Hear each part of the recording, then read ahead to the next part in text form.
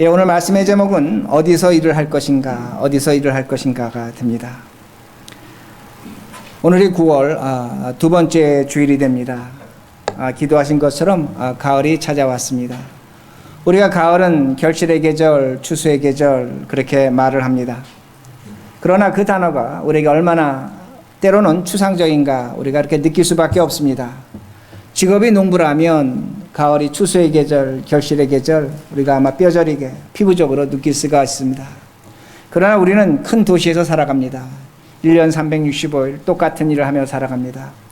그러기에 가을이 추수의 계절, 결실의 계절이라고 하지만 그것을 그렇게 느끼지를 못합니다. 가을이 왔구나. 이제는 시간이 흘러가는가 보다. 그렇게 생각을 합니다. 오늘 본문에 주님께서 추수할 것이 많다고 말씀하십니다. 계절적으로 가을이라는 겁니다. 그런데 일꾼이 적다고 말씀하십니다. 이 말씀의 의미는 뭐냐면 할 것이 많다는 겁니다. 그러나 사람이 없다는 겁니다. 주님 앞에는 많은 일이 있습니다. 그 일을 하기 위해서 많은 사람이 필요한데 그 일을 하는 사람이 적다는 겁니다. 그러게 일꾼이 적다고 그렇게 말씀하십니다. 이건 무엇을 의미하는가? 우리 교회가 지난 1년 동안 해왔던 플러스 원을 의미하는 것이 됩니다. 우리 지난 1년 동안 플러스 원을 해왔습니다. 영혼 구원을 해왔습니다. 추수하는 겁니다. 이걸 오늘 이 가을에 우리 주님께서 우리에게 말씀하십니다. 저는 객관적으로 이렇게 생각합니다. 우리 최선을 다해서 플러스 원 했다고 생각을 합니다. 여러분 각자가 아마 그 각자 있는 곳에서 최선을 다하셨습니다. 마음에 내키지 않지만 전화했습니다. 같이 만나서 식사하자고 했습니다. 그리고 조그만 선물도 줬습니다. 그리고 용기 내서 말합니다. 우리 같이 신앙생활 합시다. 교회 나갑시다. 하나님 믿읍시다. 그렇게 말을 했습니다. 최선을 다하셨다는 말씀이 됩니다. 어떤 분들은 주일마다 오후 3시가 되면 더운 그날에 밖에 나가서 플러스 원 하셨습니다. 최선을 다하셨습니다. 우리 각자가 열매를 얻어보려고, 열매를 맺어보려고 최선을 다했습니다. 아마 여러분 중에 이를 위해서 기도하신 분도 계시고 마음속에 안타까움을 갖고 지내신 분도 계실 겁니다. 그런데 실제로 우리가 이 가을에 거두는 것이 없습니다. 열매가 없습니다. 그러게 왜 열매가 안 생겼는가, 못 얻었는가 질문해 봐야 합니다. 예를 든다면 오늘날 우리 자녀들이 직장 구하는 것이 너무나 힘이 듭니다. 요새 아이비리그 나와도 50%가 직장을 구하지 못합니다. 우리 자녀들 실력 있습니다. 어디 가서든 일할 수 있습니다. 무엇이든지 할 수 있습니다. 맡겨만 준다면 다 할 수 있습니다. 그러게 이력서를 100통 이상 보냈습니다. 아무 곳에서 연락이 오지 않습니다. 뭘 의미하는가입니다. 사람은 많이 있습니다. 그러나 일이 적다는 겁니다.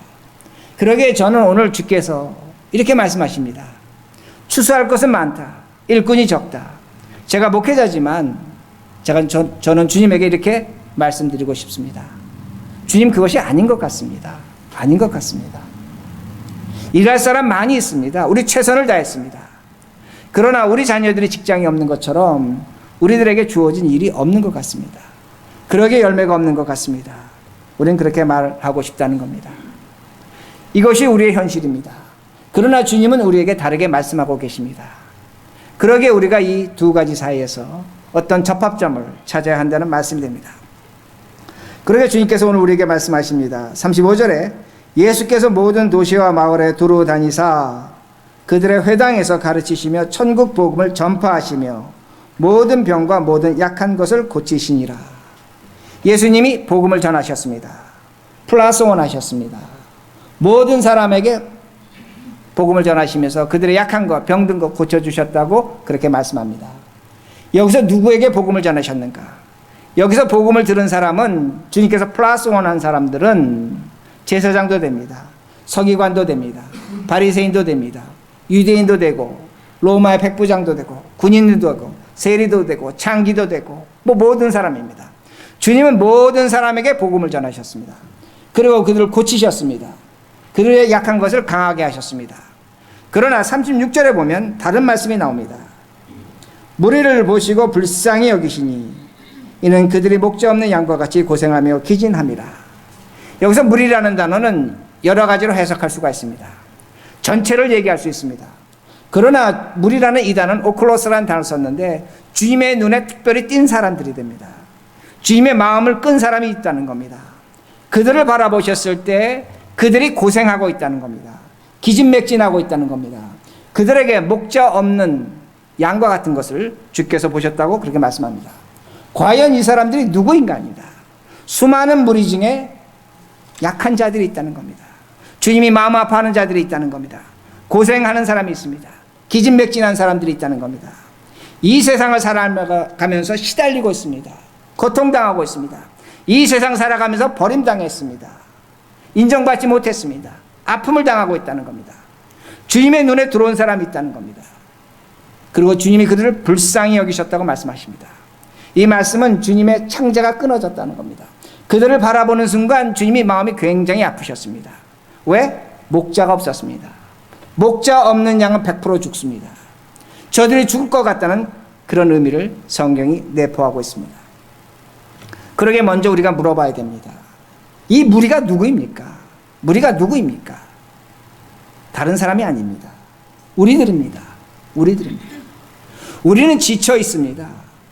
우리는 고생하고 있습니다. 기진맥진하고 있습니다.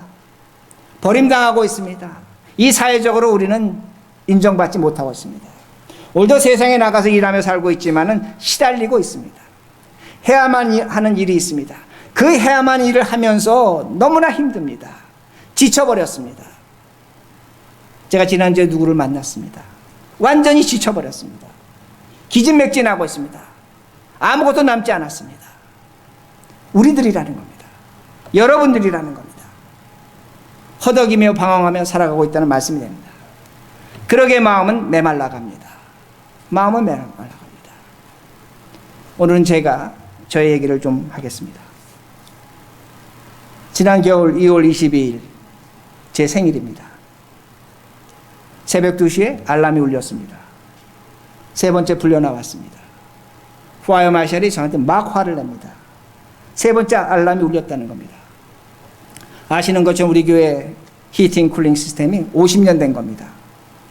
날이 여러분 아시는 것처럼 그때 겨울에 몇십 년 만에 너무나 추웠습니다. 영하 20도까지 내려갔습니다. 파이프가 14군데 터졌습니다. 14군데 터졌습니다. 저는 지쳤습니다. 그 새벽 2시입니다. 주일 아침이 해가 뜨고 있습니다. 저는 밖에 나갔습니다. 저 문 밖에 나가시면 여러분 카펫이 보일 겁니다. 그 카펫에 제가 널브러졌습니다. 그 세계중에 널브러졌습니다. 지쳐버렸습니다. 아무것도 하고 싶지 않습니다. 그리고 마음속에 드는 것은 어떤 생각이 드냐면 내가 누워있는 이곳을 지나서 우리 교인들이 몇 시간 있으면 이 추운 예배당에 들어와서 예배를 볼 것이라는 겁니다. 머릿떨개가 10년 되는 때였습니다. 제 목회가 10년 되는 때였습니다. 저는 지쳤습니다. 지쳤습니다. 여러분 아시는 것처럼 우리 인슈런스 컴퍼니하고 지금 문제를 해결하려고 합니다.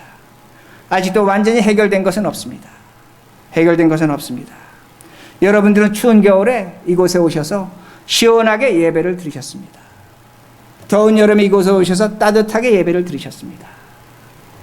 이것이 우리라는 그 말씀이 됩니다. 타운에 우리가 학교를 신청했습니다. 3번 거절당했습니다.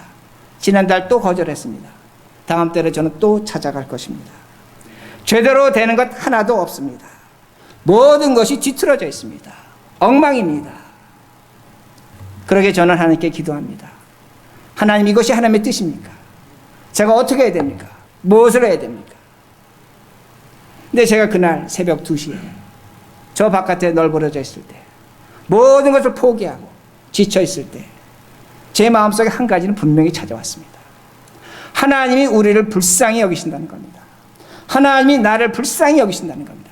하나님이 머릿결을 불쌍히 여기신다는 겁니다. 그 마음은 분명히 있었습니다. 아무것도 없었지만 오로지 하나님이 불쌍히 여기신다는 겁니다. 오늘 우리들이 힘들어하면 주님이 힘들어 하십니다. 여러분들이 추운 곳에서 발을 동동거리며 이곳에서 예배를 드리실 때 우리 지금 이곳에서 함께 하셨습니다. 우리 더운 곳에서 따뜻하게 예배 드릴 때 주님은 함께 하셨다는 말씀이 됩니다. 오늘도 우리들이 낙심하고 지쳐있고 모든 것을 포기하고 그야말로 정말로 널브러져 있을 때 우리 주님은 우리와 함께 하십니다. 왜? 우리를 불쌍히 여기십니다. 불쌍히 여기십니다. 여러분 신문에 보시면 한국의 여당 대표가 김무성 씨입니다. 그는 대한민국에서 대통령 다음가는 힘을 갖고 있습니다. 기사에 보니까 그의 딸이 결혼을 했습니다. 사이가 마약 사범입니다. 지난 2년 동안 그 마약을 한 거 보니까 온갖 마약을 다 했습니다. 딸이 아버지에게 말합니다. 내가 저 사람을 사랑하니까 결혼하겠다는 겁니다. 아니, 어느 아버지가 자신의 딸이 마약 중독자하고 결혼시켰겠습니까? 아버지가 극구 반대했습니다. 그러나 잊지 마시기 바랍니다. 그 아버지는 대한민국에서 대통령 다음 가는 힘을 갖고 있습니다. 그 딸은 아무 힘도 없습니다. 한 집안의 딸입니다. 힘 없습니다. 그러나 그 딸이 아버지를 이겼습니다. 그러게 그가 말합니다. 자식 이기는 부모 없다는 겁니다. 왜 그렇게 힘 갖고 있는 아버지가 그 딸을 이기지 못합니까? 이유는 하나입니다. 그 딸이 불쌍하기 때문입니다. 불쌍하기 때문에 이기지 못하는 겁니다. 오늘도 우리 가운데 불쌍한 것이 있다면 우리 절대로 이기지 못합니다. 그러기에 제가 저 바깥에 널브러져 있을 때 제 마음속에 하나님이 우리 교회를 불쌍히 여기신다는 겁니다. 불쌍히 여기신다는 겁니다. 오늘도 우리가 플러스 원 했습니다. 열매 맺지 못했습니다. 낙심하고 있습니다. 하나님은 우리를 불쌍히 여기십니다. 잊지 마시기 바랍니다. 오늘도 사업적으로 가정적으로 지쳐 있습니다. 진이 다 빠졌습니다. 아무것도 남지 않았습니다. 하나님이 우리를 불쌍히 여기십니다. 저는 어떻게까지 신학적으로 해석할 수 있냐면 하나님은 우리를 절대로 이기지 못합니다. 절대로 이기지 못합니다. 하나님이 우리를 불쌍히 여기시기 때문이라는 말씀이 됩니다. 그러게 저는 확신합니다. 타오는 계속 반대할 겁니다. 그러나 하나님이 우리를 불쌍히 여기시기에 우리는 합교할 것입니다. 저 50년 된 저 고물, 골동품, 히링 쿨링 시스템, 누가 감히 저걸 고칠 수 있습니까? 그러나 하나님이 우리를 불쌍히 여기시기에 반드시 하나님의 뜻 가운데 이루어질 것이라는 말씀이 됩니다. 이것이 하나님의 사랑입니다. 이것이 하나님이 우리를 불쌍히 여기시는다는 그 말씀이 됩니다. 우리가 이런 사랑을 갖고 있습니다. 하나님이 우리를 불쌍히 여기십니다. 여러분을 불쌍히 여기십니다. 오늘도 플러스 원에서 열매 거두지 못해서 괴로운 마음으로 나와 있는 우리들, 하나님이 우리를 불쌍히 여기십니다. 이 불쌍한 사랑, 이 아픈 사랑, 하나님께서 우리에게 허락하신 사랑이 됩니다. 여러분 이 사랑 받으셨습니다. 이 사랑 어떻게 하시겠습니까? 여러분만 갖고 계시겠습니까? 나누셔야 합니다. 이제는 다른 사람 불쌍히 여기셔야 됩니다. 이 사랑 나누셔야 합니다. 제가 아는 한 분이 있습니다. 저는 그분을 만난 적도 없습니다. 이름도 모릅니다. 그저 전화로 통화했습니다. 그가 인생에 너무나 아픈 것이 있었습니다. 그래서 멀리 피해서 저 어느 곳에, 먼 곳에 가서 사십니다. 그의 인생에 커다란 아픔이 있다는 겁니다. 그는 결코 풍족하지 않습니다. 우리 교회가 그에게 CD 한 장만 보냅니다. 매주 한 장씩 보냅니다. 근데 그는 저에게 모든 것을 주려고 합니다. 얼마 전에도 조그만 상자 속에 그 들에서 딴 콩, 집에서 키운 콩이라고 하면서 그 콩을 박스에 넣어서 보냈습니다. 저는 콩을 받았습니다. 사랑을 받았습니다. 그러나 제가 더 마음 아픈 거는 그 콩 상자에 붙은 우표값이었습니다. 얼마나 이분이 이 돈을 썼을까? 그것이 제 마음을 끌었다는 말씀이 됩니다. 그분은 그분에게서 정말로 귀한 물건입니다. 저에게 보내주십니다. 저는 그거 쓰지 않습니다. 정말로 필요한 사람에게 그걸 줍니다. 자신에게 있어야 될 것인데 그걸 쓰지 않습니다. 보내줍니다. 우리 미국에 살면서 체킹 어카운트 없는 사람 없습니다. 여러분 다 체킹 어카운트 갖고 계십니다. 그분은 체킹 어카운트가 없습니다. 그러기에 우리 교회에 헌금하실 때 그곳에서 먼 곳에 떨어진 우체국에 가서 그 우편 안으로 바꿔서 그 초록 색깔의 체크를 보냅니다. 그 체크에 있는 금액은 적습니다. 많지 않습니다. 그러나 제 마음을 움직여도 남습니다. 그분은 오늘도 우리 교회를 위해서, 여러분을 위해서 기도하십니다. 과거에는 그가 저에게 기도할 때마다, 전화 걸 때마다 울었습니다. 울었습니다. 그러나 이제는 울지 않습니다. 하나님의 사랑에 감사하다고 말합니다. 목소리에 힘이 들어갔습니다. 그리고 명랑해졌습니다. 우리가 그에게 보내는 건 CD 한 장입니다.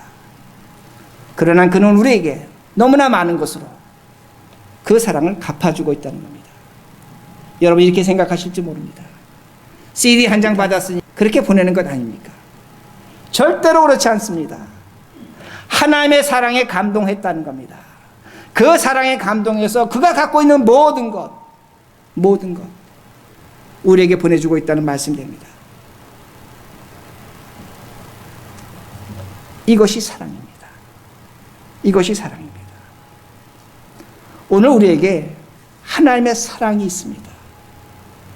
하나님이 우리를 불쌍히 여기십니다. 여러분 이 사랑 받고 어떻게 하시겠습니까? 돌아보시기 바랍니다. 오늘도 여러분과 말 한마디 나누고 싶은 사람이 있습니다. 오늘도 여러분의 그 말 한마디 기다리는 사람이 있습니다. 같이 밥 먹고 싶어하는 사람이 있습니다. 전화 기다리고 싶어하는 사람, 전화를 기다리는 사람이 있습니다. 수많은 사람이 오늘도 우리를 기다리고 있다는 겁니다. 우리는 그들을 찾아가지 않습니다. 그들을 찾아가지 않습니다. 그러기에 저는 주님의 말씀이 100번 옳다고 생각합니다. 주님은 오늘도 말씀하십니다. 추수할 것이 많다는 겁니다. 그러나 일꾼이 적다는 겁니다. 왜? 오늘도 일꾼은 많을 수 있습니다. 그러나 찾아가질 않습니다.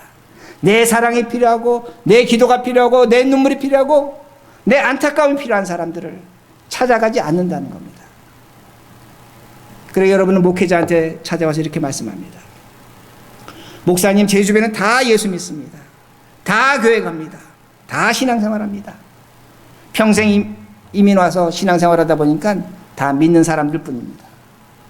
그러기에 제가 어디 가서 복음 전한다는 날 플러스 1은 잘 못할 것 같습니다. 저는 이해합니다. 100% 옳습니다. 맞습니다. 여러분 주변에 다 예수 믿습니다. 누가 여러분 주변에서 여러분의 복음을 들을 수 있겠습니까? 잊지 마시기 바랍니다. 주님은 무리를 찾으셨습니다. 불쌍하고 기진한 사람을 찾으셨습니다. 세상에서 버림받고 아파하고 괴로워하고 힘들어하는 사람을 보셨다는 겁니다. 고생하는 사람 보셨다는 겁니다. 지쳐있는 사람 보셨다는 겁니다. 그들을 찾아가셨습니다. 그 사람이 누구입니까? 예수 믿지 않는 사람들입니까? 그럴 수도 있습니다. 그러나 저는 이렇게 설명합니다. 여러분 사도 바울 아십니다. 위대한 사도 바울입니다. 그러나 그는 스데반을 죽였습니다. 그는 자신의 몸에 사단의 가시를 갖고 있다고 얘기합니다. 여러분 바울 소신 다시 보시기 바랍니다. 그가 인간적으로 얼마나 고통스러워하고 괴로워하는가. 사람 하나 죽인 것 때문에. 여러분 베드로 아십니다. 베드로는 주님 모른다고 부인하고 저주하고 맹세했습니다. 그러게 전설에 따르면 그는 닭이 울 때마다 그는 괴로워했다고 말합니다. 우리가 찾아가야 될 사람이 교회 안에도 있습니다. 사도 바울도 베드로도 우리가 추수할 사람입니다. 잊지 마시기 바랍니다. 인간적으로 고통당하고 괴로워하고 있습니다. 그러게 여러분 디모데 후서 보시기 바랍니다. 바울이 무엇 때문에 괴로워합니까? 누구는 나를 버리고 떠났다. 누구는 나를 버리고 떠났다. 누구는 나를 배신했다. 그에게 필요한 것은 따뜻한 사람의 말 한마디였습니다. 오늘도 그런 사람이 교회 안에 있다는 겁니다. 내 아내가 될 수 있고 내 남편이 될 수 있고 내 자식도 될 수 있다는 그 말씀이 됩니다. 그러기에 찾으시기 바랍니다. 없다고 말하지 마시기 바랍니다. 다 믿는다고 말하지 마시기 바랍니다. 아파하는 사람이 있습니다. 괴로워하는 사람이 있습니다. 그 열매를 거두셔야 합니다. 그럼 여러분 또 한번 이렇게 질문합니다. 그 열매 거두면 누구 거 됩니까? 누구 거 됩니까? 주소에서 알곡들이면 그거 누구 거 됩니까? 그거 교회 좋은 일 하는 거 아닙니까? 목사님 교인 불어나서 좋은 것 아닙니까? 그렇게 생각하십니다. 여러분 성경 보면 한 달란트 2달란트, 5달란트 받은 자가 있습니다. 주인 여행을 떠나면서 그 달란트를 나눠줬습니다. 여행에서 돌아왔습니다. 2달란트는 2달란트 만들었고 5달란트, 5달란트 만들었습니다. 주인이 그것을 너희들이 가지라고 합니다. 빼앗진 않습니다. 1달란트 받은 자에게 묻습니다. 너 왜 이렇게 했느냐? 얘 땅에 파묻었습니다. 왜 파묻었느냐? 주인이 지독한 사람이라는 겁니다. 지독한 사람이라는 겁니다. 주인이 내 것을 빼앗아 간다는 겁니다. 그러기에 나는 이것을 땅에 파묻었다고 그는 그렇게 말합니다. 오늘도 1달란트 받은 사람이 너무나 많이 있습니다. 오늘도 내가 플러스 원 하면 그것이 교회 좋은 것이라는 겁니다. 오늘도 플러스 원 하면 목사 좋은 것이라고 말합니다. 그렇게 하시면 안 됩니다. 그렇게 하시면 안 됩니다. 주님이 원하시는 겁니다. 그리고 그 사랑의 열매는 여러분의 것입니다. 하나님이 여러분에게 주신다는 겁니다. 달란트 비유에서 분명히 말씀합니다. 빼앗지 않습니다. 그러기에 하나님은 악한 자로 만듭니다. 하나님은 악하지 않으십니다. 여러분의 것을 받아서 여러분에게 돌려드린다는 그 말씀이 됩니다. 전도서 11장 1절에 너의 식물을 강물에 던지라. 언젠간 그걸 돌려받을 것이다. 그렇게 말씀합니다. 강물에 던지라는 겁니다. 우리는 강물에 던지면 저거 물고기 밥 된다. 주님은 그렇게 말씀하는 것이 아닙니다. 식물을 던지라는 겁니다. 배고픈 내가 먹겠다는 겁니다. 내가 먹고 언젠가 너가 배고플 때 내가 그것을 너에게 돌려주겠다고 우리 주님께서 말씀하십니다. 하나님의 밥을 던진다는 그 말씀의 의미가 됩니다. 오늘 내가 목마른 사람에게 물 한 잔 준다면 우리 조상들이 얘기했습니다. 너가 목마를 때 물 한 잔 얻어 마실 수 있다는 겁니다. 네 자식이 그 물을 얻어 마신다는 겁니다.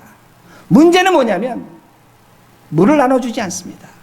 내 식물을 강물에 던지지 않는다는 말씀이 됩니다. 우리 속담에 말 한마디에 천냥빚 갚는다고 합니다. 말 한마디에 천냥빚 갚습니다. 왜 물 한 잔에 천냥빚 갚는다고 생각하지 못하십니까? 왜 못하십니까? 아깝기 때문입니다. 손해본다고 생각하기 때문입니다. 절대로 그렇지 않습니다. 하나님은 갚아주십니다. 여기 젊은 부부들이 계십니다. 여기 나이 드신 분도 마찬가지입니다. 내가 돈 많이 벌어서 좀 돈 벌어서 나는 고생했지만 내 자식들에게 그래도 한 재산 물려주고 고생시키지 말아야지. 정말로 미련한 부모입니다. 정말로 미련한 부모입니다. 자식에게 고통 주는 부모입니다. 죄송한 표현이지만 제 친구 중에 부자 많이 있습니다. 큰 돈 물려받았습니다.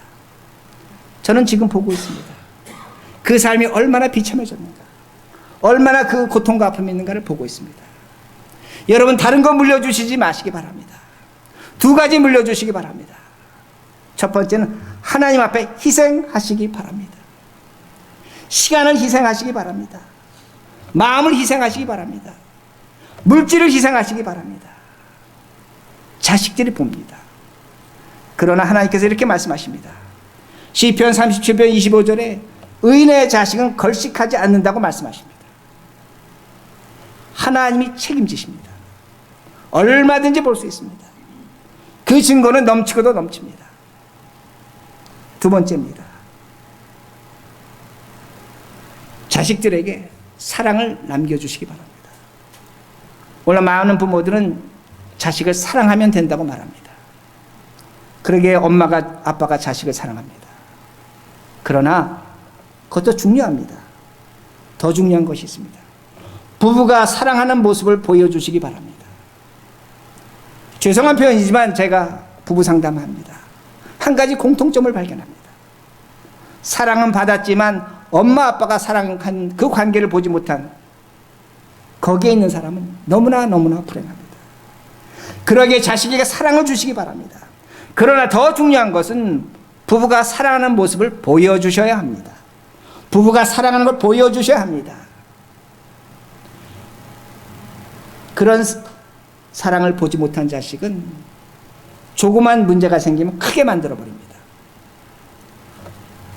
조그만 환란이 찾아오면 그것을 시련으로 만들어버립니다. 문제를 확대시킵니다. 그 어려움에서 헤어나올 줄 모릅니다.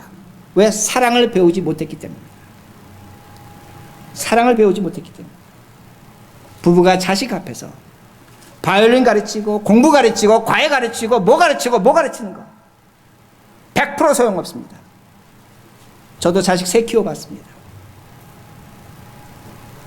아내가 남편을 사랑하셔야 됩니다. 존경하셔야 됩니다. 남편이 아내를 사랑해 줘야 합니다. 그것을 보면 그 자식은 어떤 어려움이 와도 견뎌냅니다. 고통이 찾아와도 그 고통을 극복해낼 수 있는 마음의 여유를 갖습니다. 그 어려움과 시련 속에 사랑을 받은 자는 문제를 조그맣게 만들어낼 능력을 갖습니다. 벗어날 줄 압니다. 그러나 사랑을 체험하지 못한 사람은 오히려 문제를 만들어냅니다. 제가 왜 여러분에게 이걸 말씀드립니까? 다른 것이 아닙니다. 하나님이 우리를 불쌍히 여기십니다. 하나님이 우리를 사랑하고 계신다는 말씀입니다. 하나님의 은혜와 사랑이 우리에게 넘치고 있습니다. 저는 여러분에게 이렇게 말씀드릴 수 있습니다. 우리는 하나님의 축복을 받을 수 있습니다. 하나님의 복을 누릴 수 있습니다. 다른 것이 아닙니다. 오늘 다른 사람 불쌍히 여기시기 바랍니다. 불쌍히 여길 때에 여러분에게 귀하고 아름다운 것이 찾아온다는 말씀입니다. 오늘도 우리가 인간답게 의미 있게 행복하게 건실하게 얼마든지 살아갈 수 있습니다. 얼마든지 살아갈 수 있습니다. 그건 다른 것이 아닙니다. 주님께서 말씀하십니다. 일꾼이 필요하다는 겁니다. 내가 너를 시켜먹으려고 일꾼이 필요하다는 게 아닙니다. 네 인생이 행복하고 네 인생이 복받고 네 인생이 정말로 사람답게 살고 의미 있게 살려면 내 일을 따라 하라는 겁니다. 이것이 주님이 우리를 부르시는 겁니다. 그 일을 찾으셔야 합니다. 오늘 우리를 기다리는 사람들이 있습니다. 그 사람을 찾아가시기 바랍니다. 그것이 우리의 행복이요 하나님의 은혜요 복이 됩니다. 이 삶을 선택하시고 오늘 우리에게 주어진 플러스 원을 오해하지 마시기 바랍니다. 오해하지 마시기 바랍니다. 그 열매는 여러분의 것입니다. 그 열매를 은혜로 누리시고 사시는 우리 모두가 되길 바랍니다. 기도하시겠습니다.